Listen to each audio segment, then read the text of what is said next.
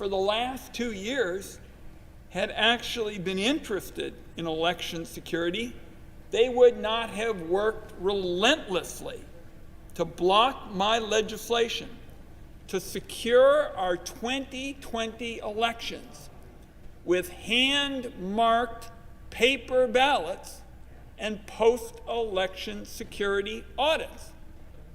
By the way, those are the kinds of approaches that are part of the Oregon system, where for 25 years we voted by mail. I'm the nation's first mail-in United States senator.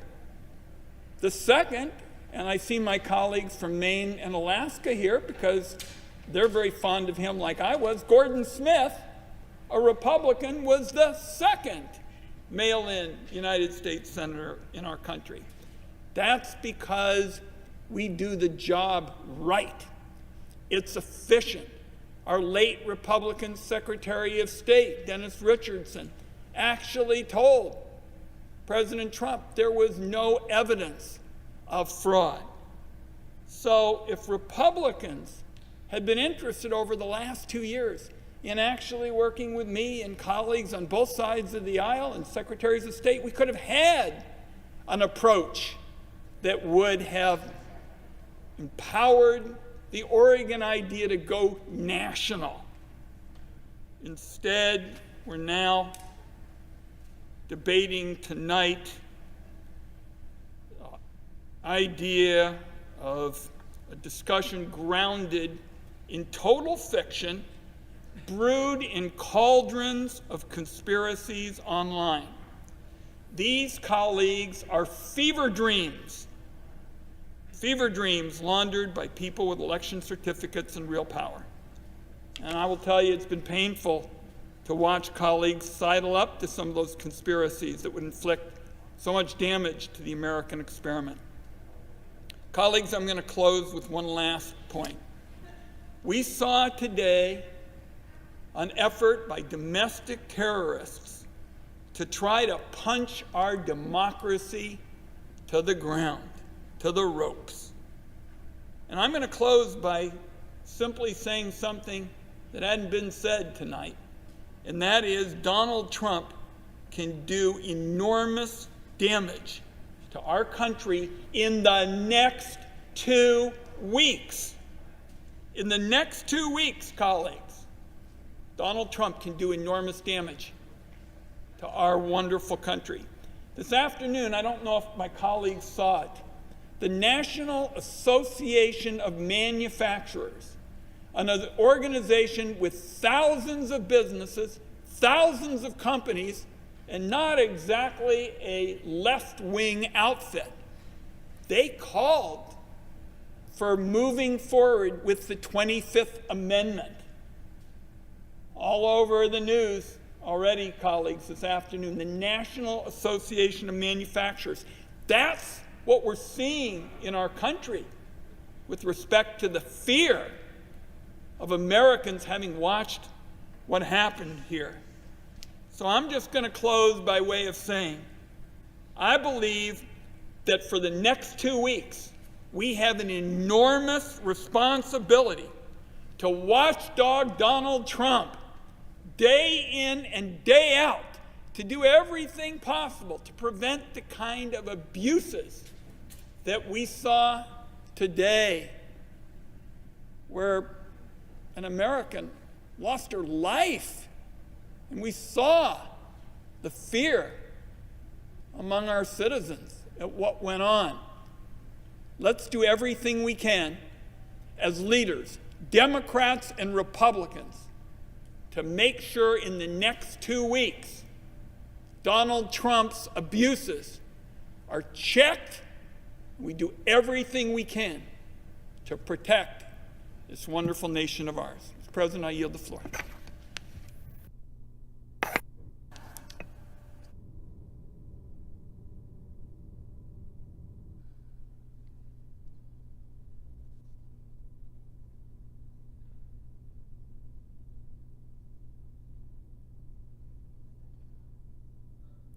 The senator from Florida is recognized. Mr. President, over the last weeks and days leading up to this vote here today, I've heard from a lot of people about this vote, and I guess I want to address it as much to them as anybody else. And these are people that I know. These are friends, these are neighbors, these are longtime supporters, generally people on my side of the political aisle. And they're upset. They're upset. They look at the media, and the media, they feel censored stories that might have been negative towards Joe Biden or were negative towards Joe Biden. The social media companies helped them out. And they saw how some states tinkered with and even mutilated state election laws, and they have doubts that the election was legitimate. And it gives this country this extraordinary crisis of confidence, which is very dangerous because democracy is very fragile, and it's not held together by elections. Democracy is held together by people's confidence in the election and their willingness to abide by its results. And so the notion was, we need to do something, we need to fight. And several of my colleagues have adopted the idea, and I respect it, that they're going to object. Now listen, it's important to understand something. Even the people objecting in the Senate recognize that it's not going to pass. It's not going to change the outcome, but it's going to send a message, and it's going to make a point. The problem is, I think it's a terrible idea at this moment. Just hours ago, a young lady died in this Capitol. That means somebody somewhere in this country got a phone call that their daughter was dead. Daughter was going to a political rally, she is dead. Died in this Capitol, somewhere not far from where we are standing. We had police officers, the men and women that we walk by every single day that guard the doors and we say hello to, out there with riot gear, getting spit on and attacked. Today, not 10 weeks ago, just a few hours ago. And I think it's important to think about all those things on a night like tonight and everything that's happened. You know, I wouldn't even be here today. I doubt very much where I would even have been interested in politics had it not been for my grandfather. He died when I was 14, but I grew up at his knee. He would sit on the porch, he would smoke 3 cigars a day, and he loved history. He was born in 1899 in rural Cuba. It was still governed by the United States. It was a protectorate. 3 years later, it gained its independence and became a republic. During my grandfather's first 60 years of life, he saw his country have an armed insurrection after a contested election, multiple presidents go into exile, 2 military coups, and the rise of a Marxist dictator. A tyranny that stands to this day. My entire life, I have lived with and next to people who came to America because their country was chaotic and their country was unsafe. What I saw today, what we have seen, looks more like those countries than the extraordinary nation that I am privileged to call home. And I think about the mockery that it makes of our country. A lot of people, oh, well, China. No, let me just say something. In all modesty, no one here has worked harder on the issue of China. They hate my guts. I'm sanctioned, twice sanctioned. I don't know what they're sanctioning, double sanctioned, and I can't travel there. I wasn't planning to anyway. China's laughing. They're loving this tonight. In Beijing, they're high-fiving because they point to this and say, this is proof the future belongs to China, America's in decline. Vladimir Putin, there's nothing Vladimir Putin could have come up with better than what happened here. Makes us look like we're in total chaos and collapse. Not to mention the Ayatollah, who's probably bragging, if he has buddies, to his buddies, look what's happening to the great Satan. I think politics has made us crazy. Everybody in this country has lost their minds on politics. And we have forgotten that America is not a government. America's not a president. America's not a Congress. Let me tell you what America is. America's your family. America's your faith. America's your community. That's America. That's what our adversaries don't understand, and that's what we need to remember. That is how we're going to rebuild this country and turn the page and have a future even brighter than our past. And so that's why I feel so strongly about this, and why I hope those who disagree with me will understand. I yield the floor.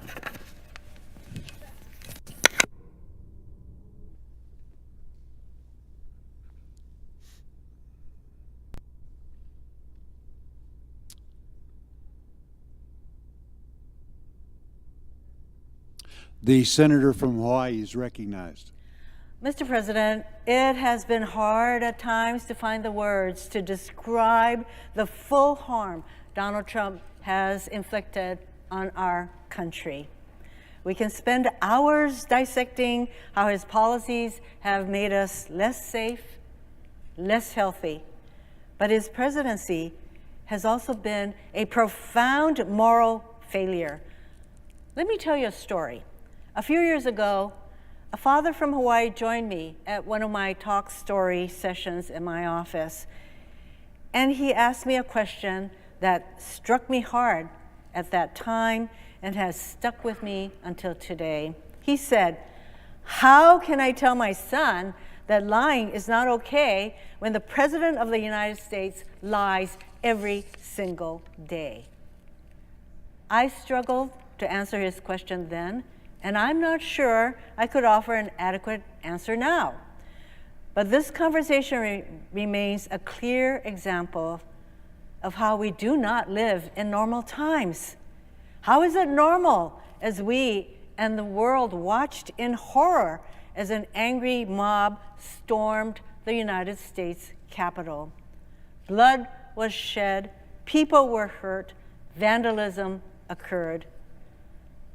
It is not normal when we have a president who lies every single day. And even in the face of this vandalism, this mob, he really doesn't have much to say except, "I love you, you should go home now." It's not normal when in the middle of a pandemic that has claimed the lives of over 350,000 Americans, which is nearly the combined population of the islands of Maui and the Big Island, we have a president who only seems to care about spreading conspiracies to undermine confidence in our elections and our democracy.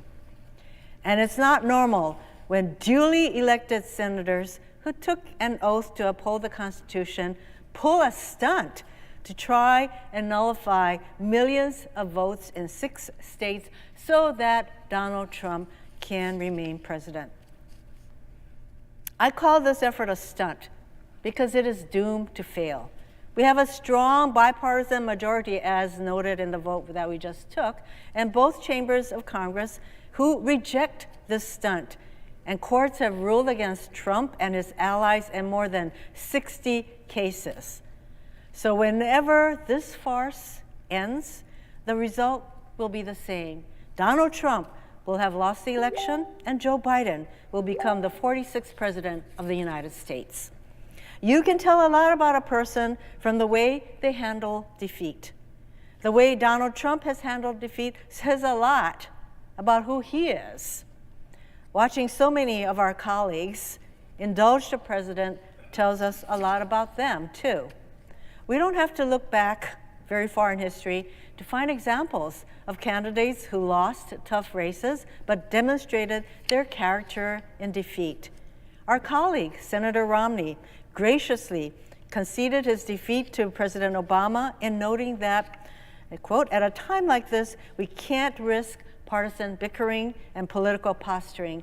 Our leaders have to reach across the aisle to do the people's work, and we citizens also have to rise to the occasion." And in 2000, during an election with substantial irregularities and partisan intervention from the Supreme Court, Al Gore nevertheless put his country first, and he said, "Let there be no doubt that while I strongly disagree with the court's decision, I accept it. And tonight, for the sake of our unity as a people and the strength of our democracy, I offer my concession." As I reflect on the service of these distinguished public servants and the acts they took to maintain our democracy, I'm also drawn to remarks President Obama made 4 years ago in his farewell address to the nation when he warned that our democracy is threatened whenever we take it for granted. It is a particularly sage warning as we contend with the President of the United States seeking to nullify a free and fair election simply because he lost. We have to stand up, speak out, and fight back because our democracy itself is at stake. American democracy has endured over the centuries in large part because our institutions serve as guardrails to keep us from going over the cliff. As elected officials, we can strengthen these guardrails by listening to our own conscience in moments of peril, by having what our friend John Lewis called an executive session with myself. Before making a big decision, John would say, "Listen, self, this is what you must do. This is where you must go." Today, we can follow John's example. Listen to our conscience, stand up for our Constitution, and do what's right. I yield the floor.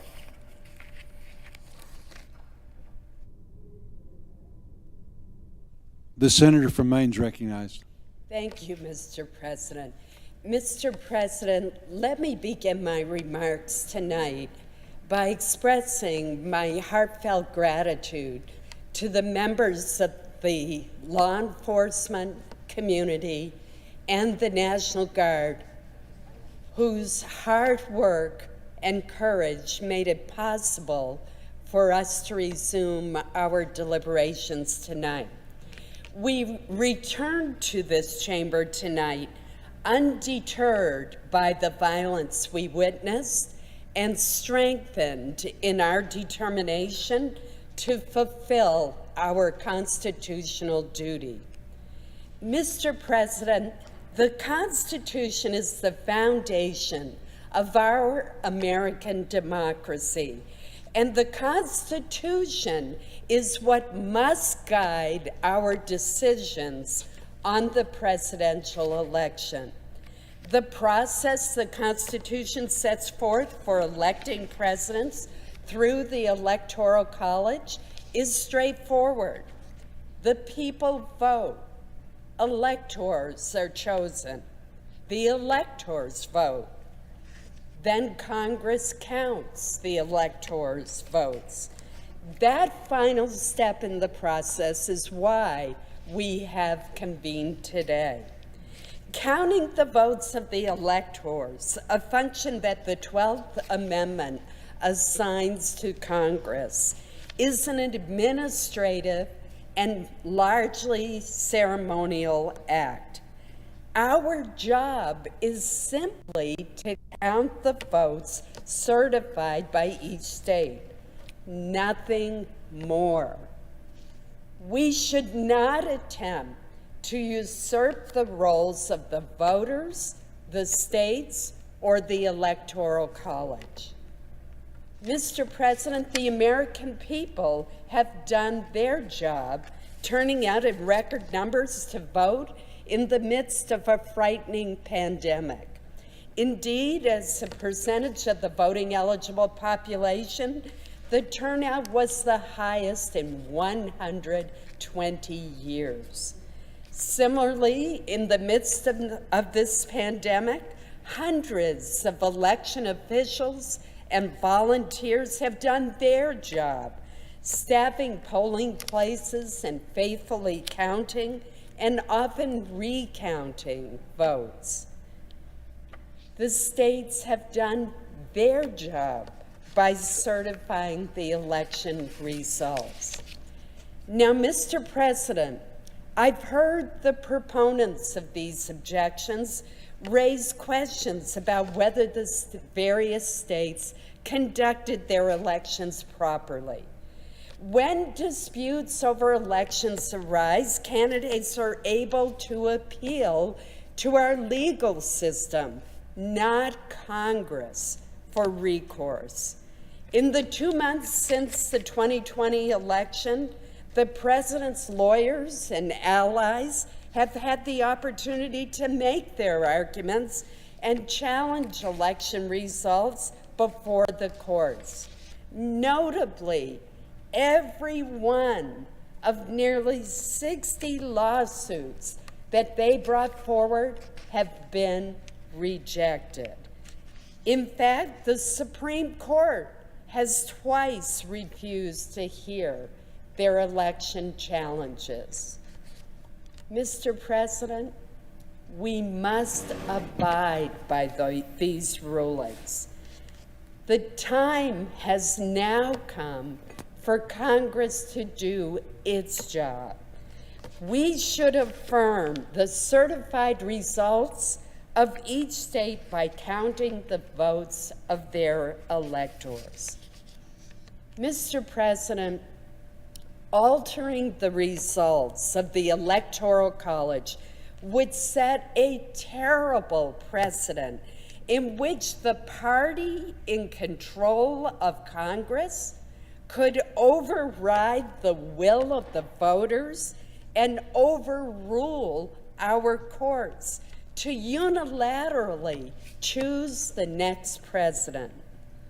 One senator attempted such a maneuver after the election in 2004, and the Senate overwhelmingly rejected that effort. The Senate has demonstrated by its vote tonight that it will follow that precedent and do so again. Tonight, Mr. President, I will continue to vote to reaffirm the foundation of our democracy, the Constitution of the United States, and I will reject these challenges to the Electoral College. Thank you, Mr. President. Mr. President. The senator from Oregon is recognized. Mr. President, I invite all of my colleagues to cast your eyes upon these three boxes sitting on the table in front of the dais. These three boxes contain the certified results from every state in our union regarding how that state voted, how their electors have voted for the President of the United States of America. You know, you cast your eyes on these three boxes, and you know that there's something special. You see that there are straps on them holding the top on and straps around the side, and they're engraved, beautiful handle, beautiful leather work, crafted in the cabinet shop of our very Senate to say to the world that their cargo is precious. Now, there's three of these boxes. The third box is brand new. It was crafted because so many states were celebrating this process that they started to use very large forms, very large envelopes, very large seals to put those ballots into, and thus a third box was needed. These boxes contain the voice of the American people weighing in as they have election after election after election. They've been used, these two smaller boxes, in the last 14 elections. They carry voice. They are transported through those doors to the House of Representatives, where the Senate and House gather to witness the opening of the envelopes to determine who will be the President of the United States. It is our constitutional responsibility to witness the counting. That is what the Constitution calls for. Tonight, when this Senate chamber was under attack by domestic terrorists, we were held here in this room, doors locked, to protect us with the help of the Capitol Police. They did an excellent job, and then they escorted us to a safe room. And that announcement came quickly. And when that announcement came, our senior assistant parliamentarian, Lee Hildebrand, organized the team to rescue these boxes and keep them safe. Now, thank you to her and the entire team that rescued the voice of the American people. Had they not done so, then the hooligans outside, disrespecting the Constitution, would have come in here and opened these boxes and burned the ballots, destroying the voice of the people symbolically. And I know no one in this chamber wanted something like that to happen, because we're here to defend the Constitution, to defend the integrity of the election process, not to allow it to be destroyed.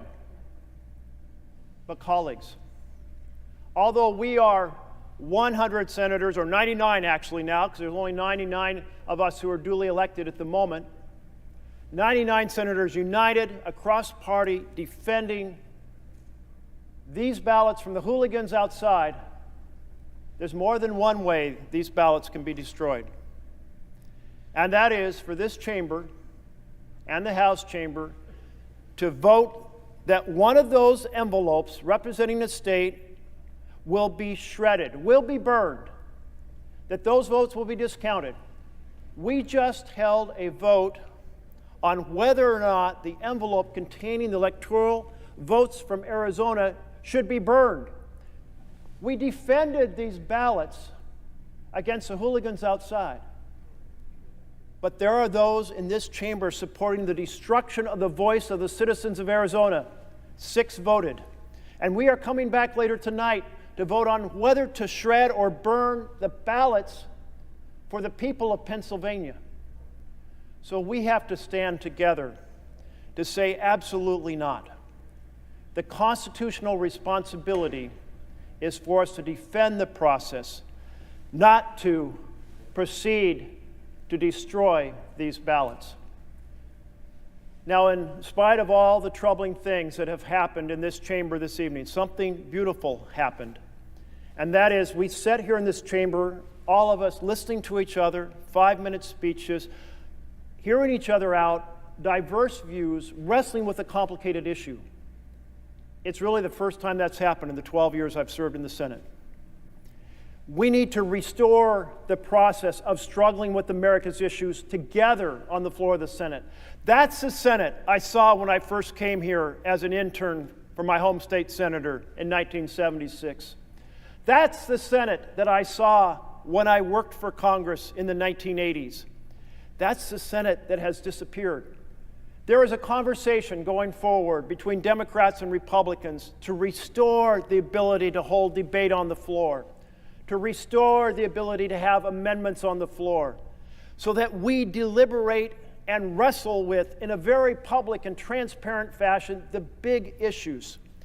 So let's take this moment when we're rethinking how to restore the institutions of our government, to restore and improve how this Senate operates, to deal with the issues ahead of us, so that this moment is a moment where we come together rather than be divided, where in a bipartisan fashion we craft a strategy to restore issues to the floor, bills and amendments and debate and decisions before the public.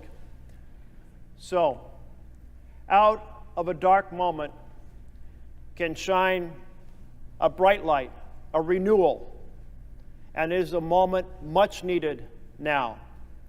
A moment much needed in the executive branch as we, on the 20th of January, welcome new leadership.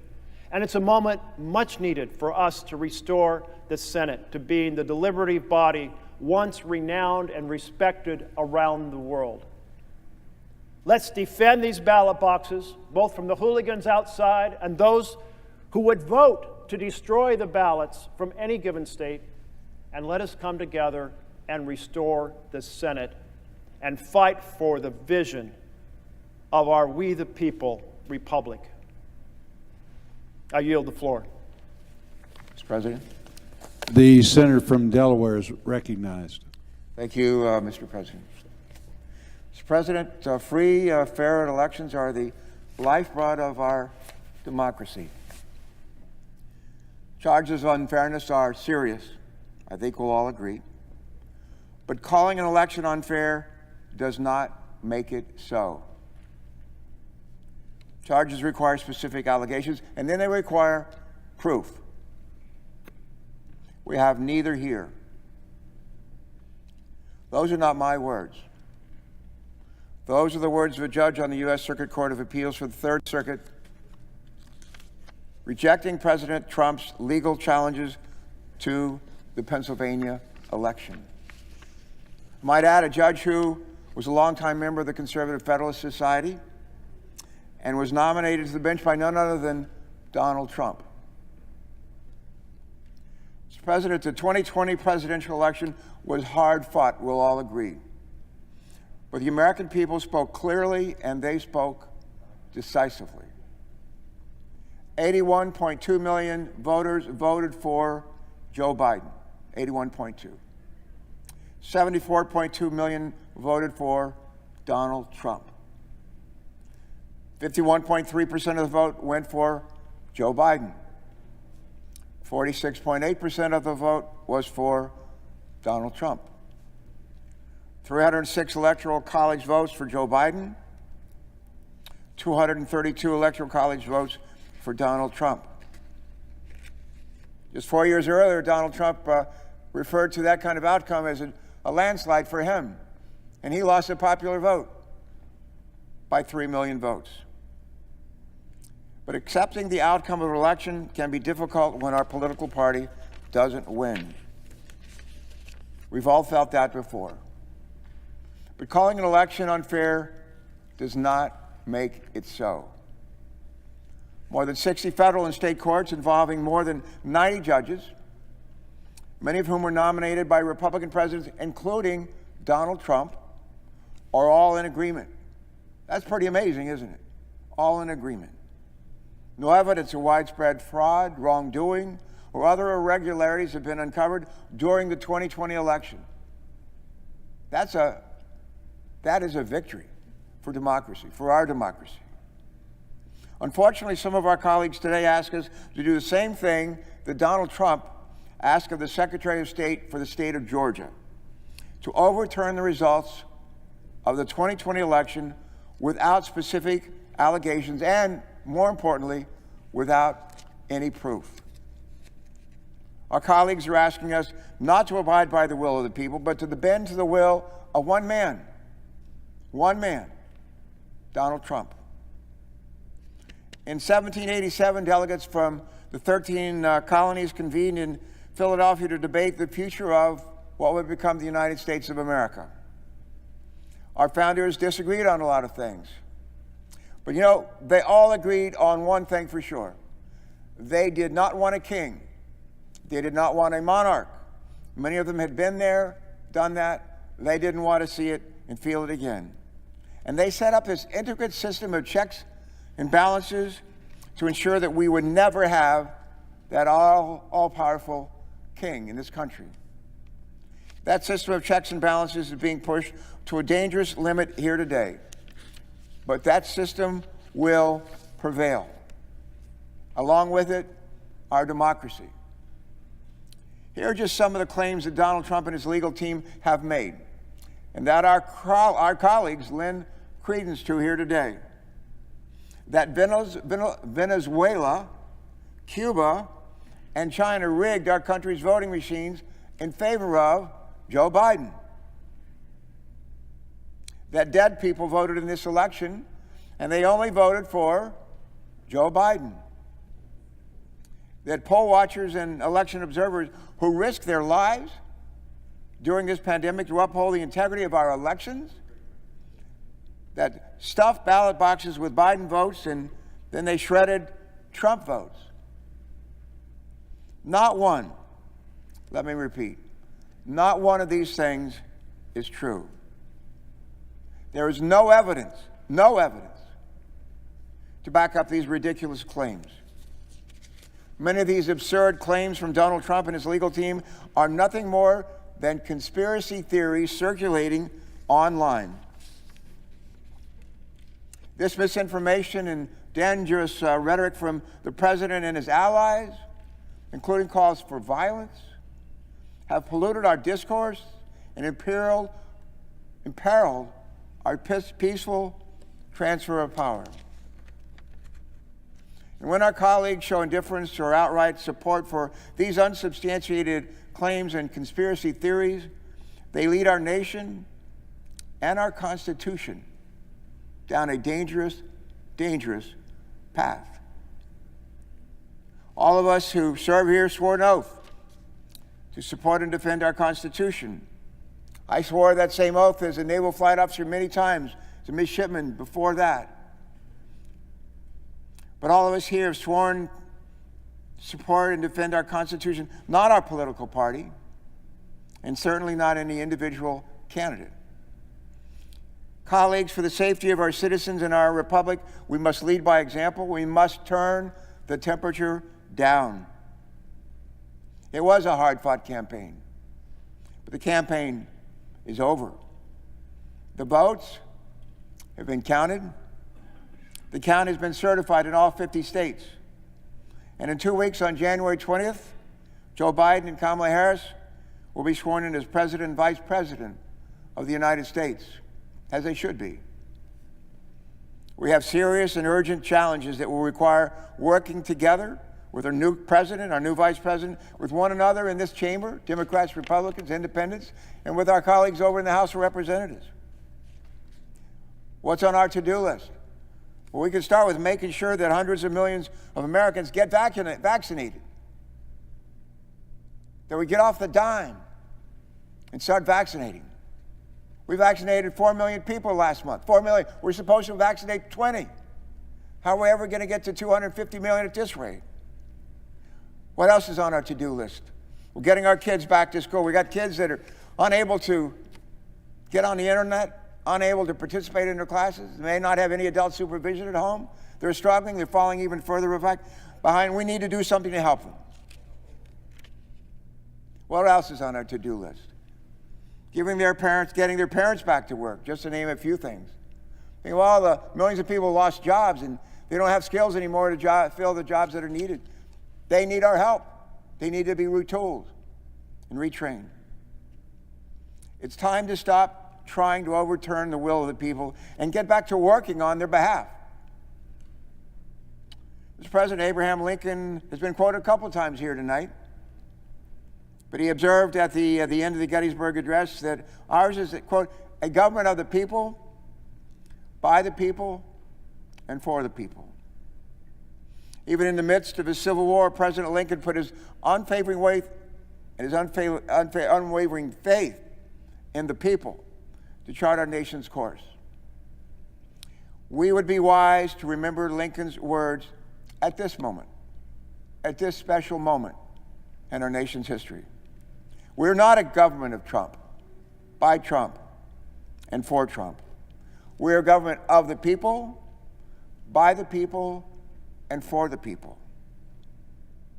And the people have spoken. The people have spoken. Our job here today is to listen to them. I intend to do that. And I trust that my colleagues will join me in doing that as well. Mr. President, I yield the floor. President. Senators recognized. Mr. President, first I want to thank all of the first responders who helped to protect this sacred chamber today, protect those Electoral College ballots. Today is a special day. On a day when some 2,500 or more Americans will lose their lives to the coronavirus, when another 130,000 will be hospitalized with it, when hundreds of small businesses will close their doors and put thousands of Americans out of work. On this day, the United States Senate is not debating how to get more life-saving vaccines into Americans' arms or how to put 2,000 badly needed dollars into their pockets. No, instead, we are using the first days of the new Senate and Congress to give time to our radical Republican colleagues' baseless and damaging claims of election fraud, all in an attempt to keep Donald Trump in office in violation of the United States Constitution. There's a word for this. It's called sedition. All these unfounded objections to state electors are seditious. They are nothing short of an insurrection against the established order of the United States Constitution and our democratic republic.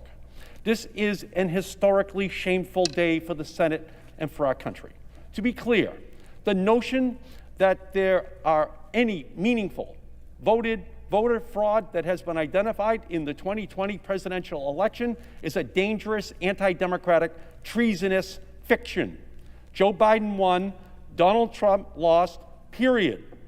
But that hasn't stopped the president and his supporters from making allegations of voter fraud in some 60 legal challenges across the country, heard by some 90 judges, including Trump judicial appointees. Not one of these challenges succeeded, not one. And despite this reality, my radical Republican colleagues claim we must have a commission to investigate the fraud.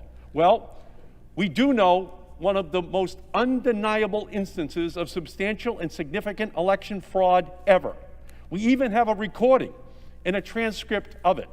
It's President Trump talking like a mafia boss to the Georgia Secretary of State, a Republican no less, pressuring and threatening him to fix the election in Trump's favor and holding out the prospect of criminal prosecution if he doesn't. Find me 11,780 votes, Trump said. Well, someone should find Donald Trump a real lawyer and measure him for an orange jumpsuit, because the list of statutes that this latest shocking presidential phone call may violate is too long to recite. The president's words on that phone call, indeed his conduct since the election, demand a serious response, one much more serious than the sham before us today. First, federal and state law enforcement authorities should investigate Donald Trump for election fraud, extortion, conspiracy, and whatever other charges fit the bill. If warranted, indict and try him for any crimes he has committed. Second, we must recognize that Donald Trump is and will remain a danger to our Constitution and our democracy. So while time is certainly limited, we should impeach Trump again and bar him from holding office in the future. And finally, we should abolish the Electoral College. It is a vestige of a racist Jim Crow America, and we have outgrown it. Every person's vote in every state should count just the same. One person, one vote. Election fraud and reform are very serious issues. Election reform absolutely should be debated in Congress, which is why instead of today's kabuki theater, I invite my Republican colleagues to stand up and say, yes, we need to protect and expand voting rights and election security. We need automatic voter registration. We need online voter registration. We need same-day voter registration. We should make Election Day a federal holiday. We should restore voting rights to people with prior felony convictions. We should support independent redistricting commissions. Let's spend our time on the floor debating that, debating how to reduce the influence of big money in our political system, to slow the revolving door between government officials and lobbyists, to stop gerrymandering and voter suppression. That's the real election reform that we should be debating and supporting, not these shameful, craven, baseless objections. More than 350,000 Americans have died from the coronavirus. That is the truth. Nearly 8 million people have fallen into poverty because of the economic crisis caused by this virus. That is the truth. Wearing a mask saves lives. Vaccines are safe and effective. That is the truth. Joe Biden won. Donald Trump lost. That is the truth. I urge all my Senate colleagues to vote against these objections, affirm our democracy, and recognize that Joe Biden and Kamala Harris will rightfully be sworn in on January 20th as the President and Vice President of the United States. The senator from Connecticut is recognized. Thank you, Mr. President. Today was a stomach-churning, gut-wrenching moment in our history. And truly, it was an assault on the heart of our democracy. And I want to join in thanking the first responders and police, but I also want to thank others who have been heroes of our democracy, unsung in many instances. First, all of the election officials, all of the poll workers, all of the members of boards of election who actually counted the votes, who went to the polls and make sure that votes could be cast, and who ultimately stood firm for the integrity of that voting system. I want to thank the judges. There are now about 90 of them who, except for one or two who ruled the other way on a technicality, have stood firm for the integrity of that voting system. In those 60 to 70 cases, except for that one, ruled on a technicality. They went with the integrity of our voting system and the rule of law. Today was indeed disgusting and sickening. It was shocking and despicable. It was heartbreaking, but it was not surprising. In fact, today's assault on our democracy, the mob violence, the riots, the thugs and goons who were inspired and incited by the President of the United States, all were of a piece with these past 4 years of a president who has no respect for the truth or the rule of law. Donald Trump's presidency is coming to a close in the very same way it began, with an attack on our democracy. In 2016, the Trump campaign welcomed hostile foreign interference with our election, and the president refused to acknowledge that he would accept the results of the election if he lost. And then, again and again and again, he demonstrated his contempt for the rule of law and for the laws themselves.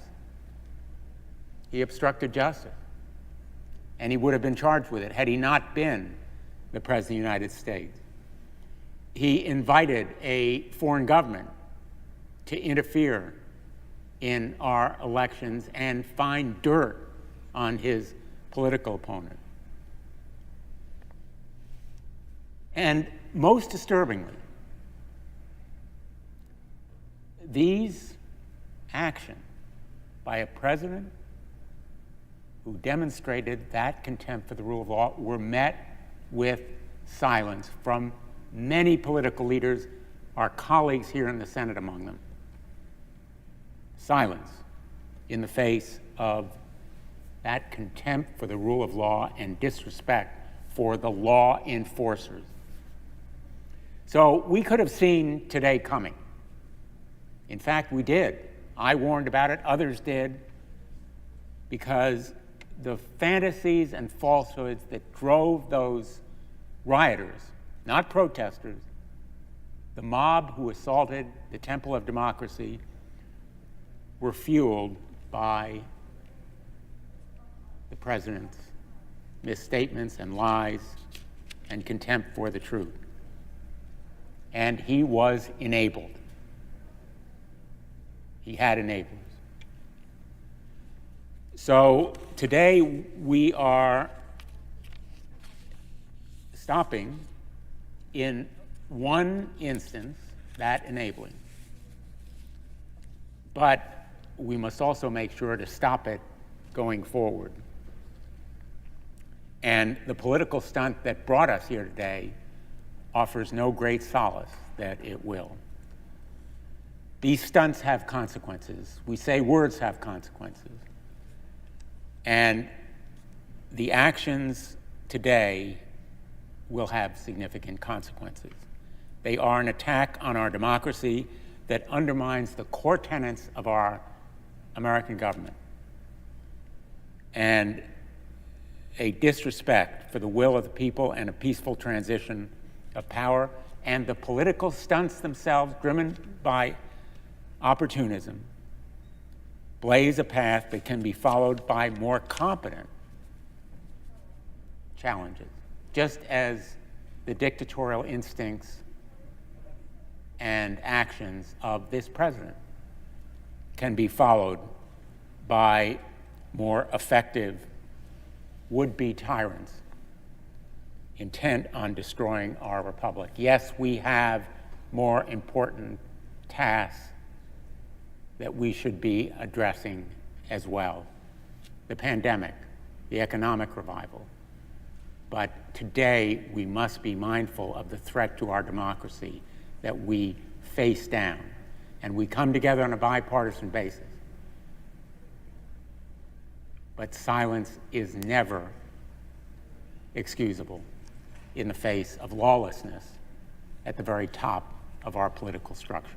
Thank you, Mr. President. I yield the floor. Mr. President. The senator from Delaware is recognized. Mr. President, I have a question for all of my colleagues this evening, which is what happened here today? And how is it different from what we expected as we assembled in this chamber early this afternoon?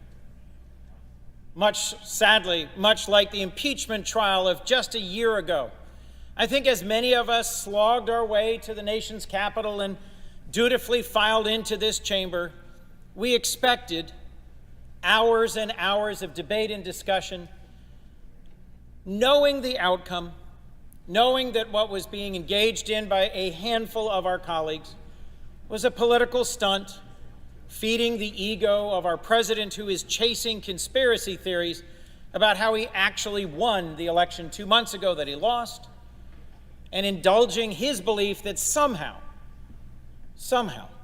the Congress could still at the last moment snatch victory from the jaws of defeat. Even in the last day, President Trump had been haranguing his own incredibly loyal Vice President, Mike Pence, as if somehow Vice President Pence would simply declare him president today. We knew that President Trump had been stirring up the spirits of thousands, urging them to come to Washington. He might go out and speak to them, but I don't think as we filed into this chamber, any of us expected that for the second time in our republic's history, the perimeter of this Capitol would be breached, members of the Senate would be rushed to safety, that not just the Capitol Police, but U.S. Marshals and FBI officers and fully combat-geared soldiers would be in the United States Capitol, taking it back from a riotous mob of thugs. Just a few moments ago, I went to the rotunda to see the litter and the trash, the residue and the remnants of those who took over this building today, and to say thank you to the men and women of law enforcement who helped secure it after it fell to an angry mob. But folks, we have to think about the consequences of what happened here today, why this happened, and what it means, and what it teaches. Because frankly, tonight, now, the whole world is watching. The entire world is watching a montage of scenes of folks cavorting in the Capitol, half-naked men taking that seat, scrawling things on different surfaces, parading up and down the Capitol corridors with a Confederate flag, with a Trump flag, and in other ways signaling that they had done something significant. No, in fact, what they've actually done is weakened our democracy, showed some of its fragility, and encouraged our opponents around the world. In the last 2 months since the election, we have one man who has abandoned his post, who has mostly spent his time golfing and tweeting and indulging himself in conspiracy theories and been less and less attuned to our national security and to a raging pandemic. And another man, our president-elect, who is preparing to take over the responsibility for leading this country out of this pandemic and out of its current state of deep, deep division. President Trump has abandoned his post. He does not deserve to be president any longer, and he poses a real and present threat to the future of our democracy. But let me also say this to my colleagues, half of whom changed their intended vote today after seeing what happened in the Capitol. There were, as we began, roughly 13 senators, Republicans, who said they were going to vote against the certification of the election. And when we actually finally called the roll, it was just 6. 7 of them having been chastened by the events of today. But 2 who continue on this quest, clerked for the Supreme Court Chief Justice, are deeply schooled in the law, know better than what they did today. And in the count, in the debate going on over in the House, even now, more than 100 House Republicans continue with this effort. On this floor earlier today, this evening, there were strong and clear and brave speeches by Republicans and Democrats alike. So I have a question as we move forward. When will this fever break?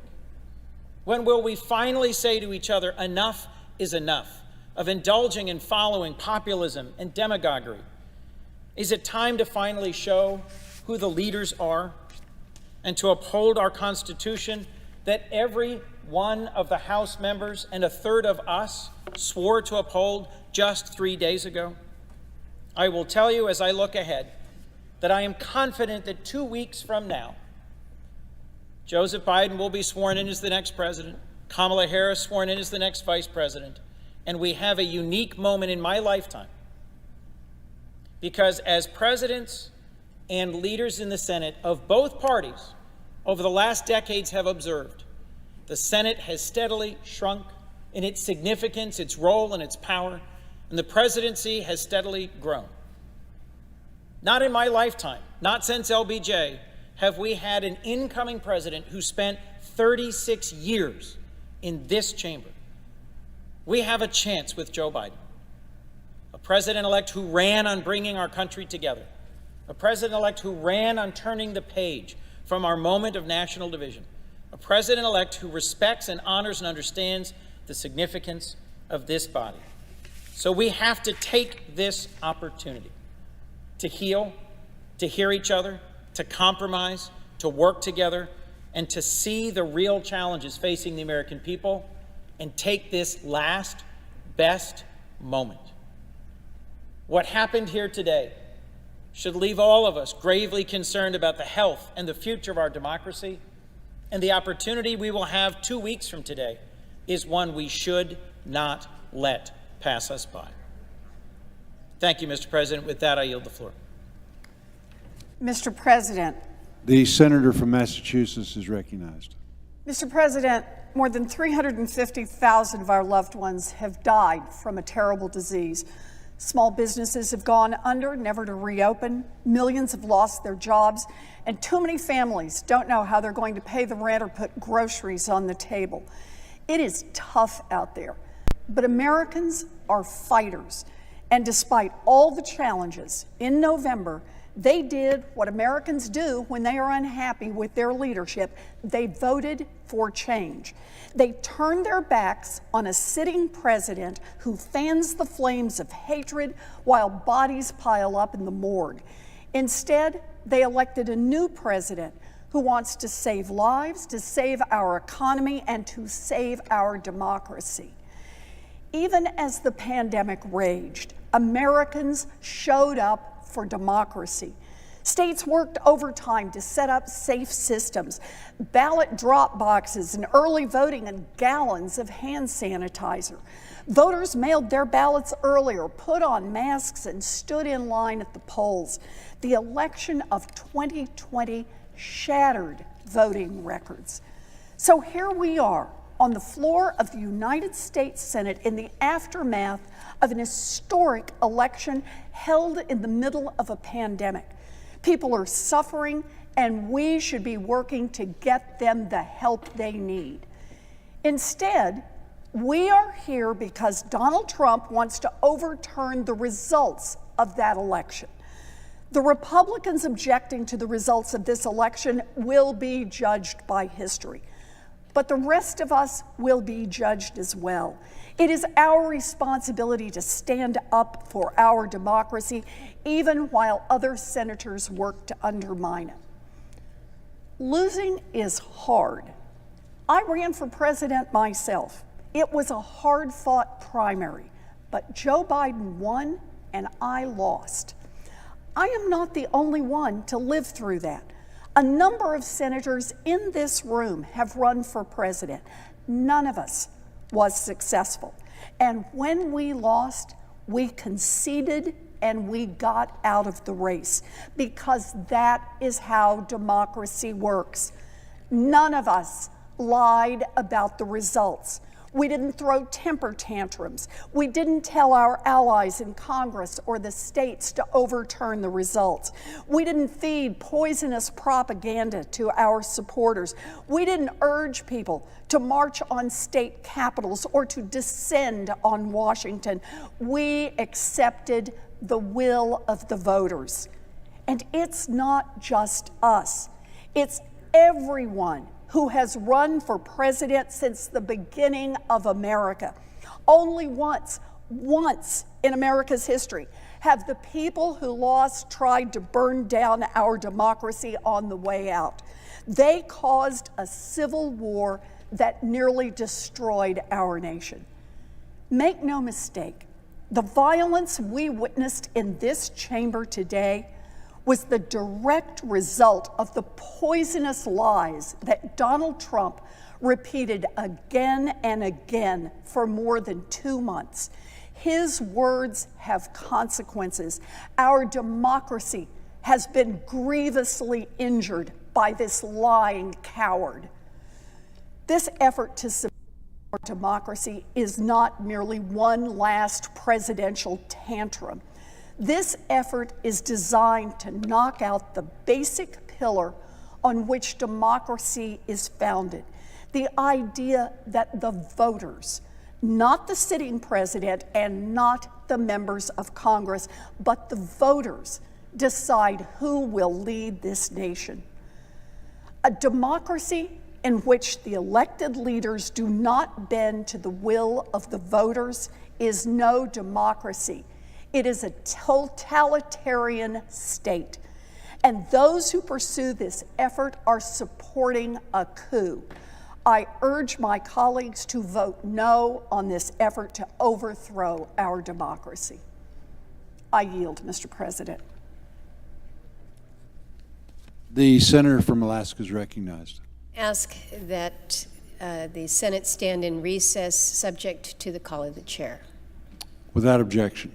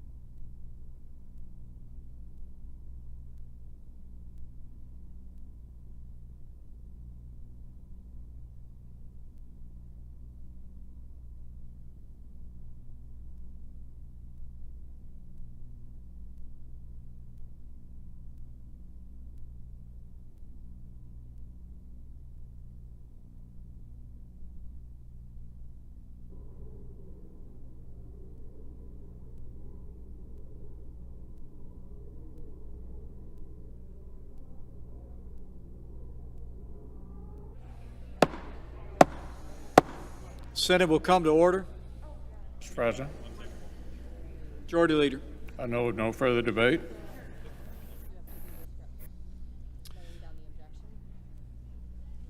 Pursuant to S-Con Res 1 and Section 17 of Title 3, the United States Code, when the two houses withdraw from the joint session to count the electoral vote for separate consideration of an objection, a senator may speak to the objection for 5 minutes, not more than once.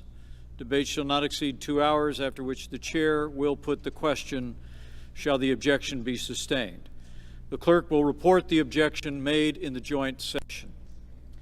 Objection from Senator Hawley from Missouri and Representative Perry from Pennsylvania. A United States Senator and member of the House of Representatives object to the counting of the electoral votes on the state of Pennsylvania on the ground that they were not, under all of the known circumstances, regularly given.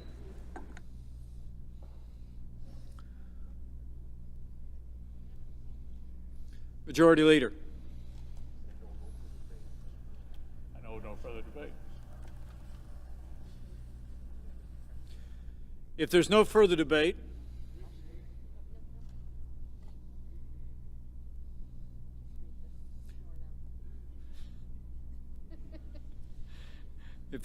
debate, the question shall be, shall the objection submitted by the gentleman from Pennsylvania, Mr. Perry, the senator from Missouri, Mr. Hawley, be sustained?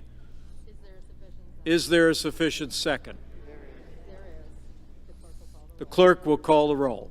Ms. Baldwin. Ms. Baldwin, no. Mr. Barrasso. Mr. Barrasso, no. Mr. Bennett. Mr. Bennett, no. Mrs. Blackburn. Mrs. Blackburn, no. Mr. Blumenthal. Mr. Blunt. Mr. Blunt, no. Mr. Booker. Mr. Booker, no. Mr. Bozeman. Mr. Bozeman, no. Mr. Braun. Mr. Braun, no. Mr. Brown. Mr. Brown, no. Mr. Burr.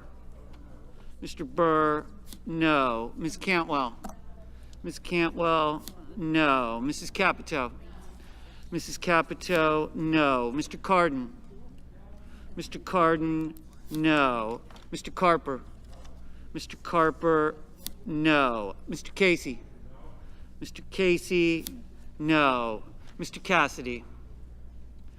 Ms. Collins. Ms. Collins, no. Mr. Coons. Mr. Coons, no. Mr. Cornyn.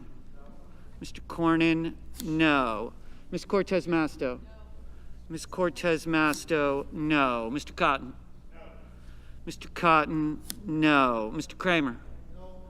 Mr. Kramer, no. Mr. Crapo. Mr. Crapo, no. Mr. Cruz. Mr. Cruz, aye. Mr. Daines. Mr. Daines, no. Ms. Duckworth. Ms. Duckworth, no. Mr. Durbin. Mr. Durbin, no. Ms. Ernst. Ms. Ernst, no. Mrs. Feinstein. Mrs. Feinstein, no. Mrs. Fisher. Mrs. Fisher, no. Mrs. Gillibrand. Mr. Graham. Mr. Graham, no. Mr. Grassley. Mr. Grassley, no. Mr. Haggerty. Mr. Haggerty, no. Ms. Harris. Ms. Hassan. Ms. Hassan, no. Mr. Hawley. Mr. Hawley, aye. Mr. Heinrich. Mr. Heinrich, no. Mr. Hickenlooper. Mr. Hickenlooper, no. Ms. Hirono. Mr. Hoven. Mr. Hoven, no.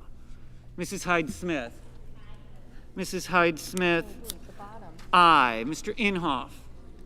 Mr. Inhofe, no. Mr. Johnson. Mr. Johnson, no. Mr. Kane. Mr. Kelly. Mr. Kelly, no. Mr. Kennedy.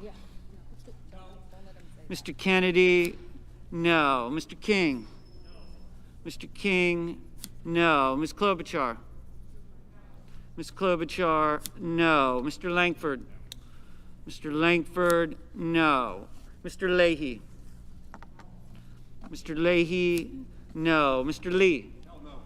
Mr. Lee, no. Mrs. Leffler.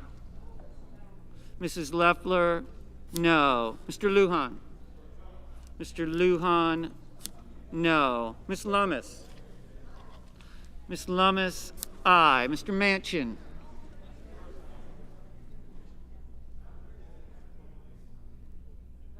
Mr. Manchin, no. Mr. Markey. Mr. Markey, no.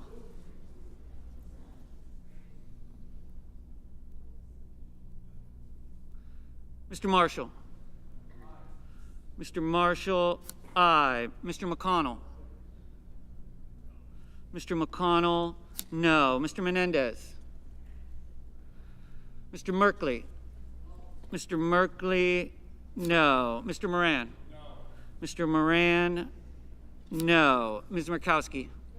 Ms. Murkowski, no. Mr. Murphy. Mr. Murphy, no. Mrs. Murray. Mrs. Murray, no. Mr. Paul. Mr. Paul, no. Mr. Peters. Mr. Peters, no. Mr. Portman. Mr. Reed. Mr. Reed, no. Mr. Risch. Mr. Risch, no. Mr. Romney. Mr. Romney, no. Ms. Rosen. Ms. Rosen, no. Mr. Rounds. Mr. Rounds, no. Mr. Rubio. Mr. Rubio, no. Mr. Sanders. Mr. Sass. Mr. Sass, no. Mr. Schatz. Mr. Schatz, no. Mr. Schumer. Mr. Schumer, no. Mr. Scott of Florida. Mr. Scott of Florida, aye. Mr. Scott of South Carolina. Mr. Scott of South Carolina, no. Mrs. Shaheen. Mrs. Shaheen, no. Mr. Shelby. Mr. Shelby, no. Ms. Sinema. Ms. Sinema, no. Ms. Smith. Ms. Smith, no. Ms. Stabenow. Ms. Stabenow, no. Mr. Sullivan. Mr. Sullivan, no. Mr. Tester. Mr. Tester, no. Mr. Thune. Mr. Thune, no. Mr. Tillis. Mr. Tillis, no. Mr. Toomey. Mr. Toomey, no. Mr. Tuberville. Mr. Tuberville, aye. Mr. Van Hollen. Mr. Van Hollen, no. Mr. Warner. Mr. Warner, no. Ms. Warren. Ms. Warren, no. Mr. Whitehouse. Mr. Whitehouse, no. Mr. Wicker. Mr. Wicker, no. Mr. Wyden. Mr. Wyden, no. Mr. Young. Mr. Young, no. Ms. Harris. Ms. Harris, no. Mrs. Gillibrand. Mrs. Gillibrand, no. Mr. Blumenthal. Mr. Blumenthal, no. Ms. Hirono. Ms. Hirono, no. Mr. Portman. Mr. Portman, no. Mr. Cassidy. Mr. Cassidy, no. Mr. Menendez. Mr. Menendez, no. Mr. Kane. Mr. Kane, no.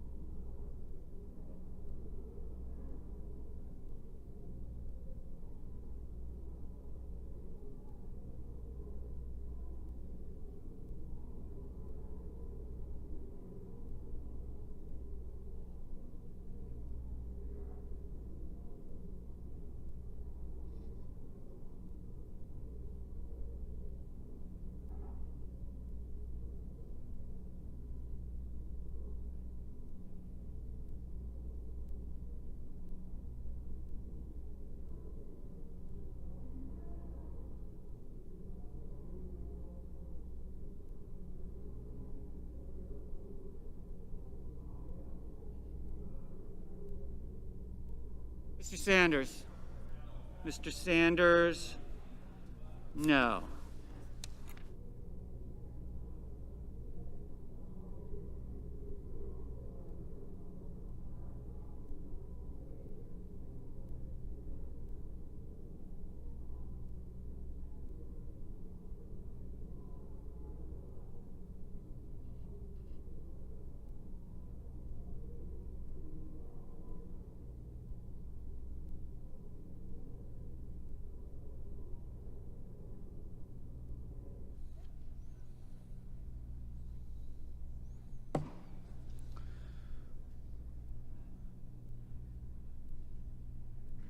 On this vote, the yeas are 7, the nays are 92. The objection is not sustained.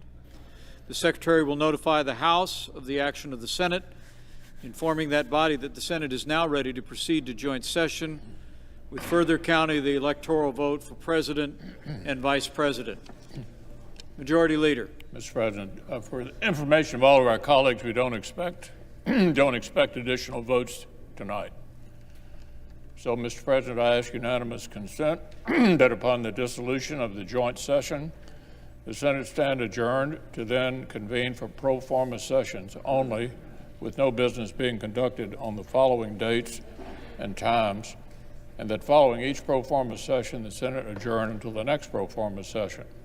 Friday, January the 8th at 10 a.m., Tuesday, January 12th at 12:30 p.m., Friday, January the 15th at 10 a.m. I further ask that when the Senate adjourns on Friday, January 15th, it next convene at 12 noon on Tuesday, January 19th. Further, that following the prayer and pledge, the morning hour be deemed expired, the journal of proceedings be approved to date, the time for the two leaders be reserved for their use later in the day. Finally, following leader remarks, the Senate proceed to a period of morning business with senators permitted to speak therein for up to 10 minutes each. Without objection.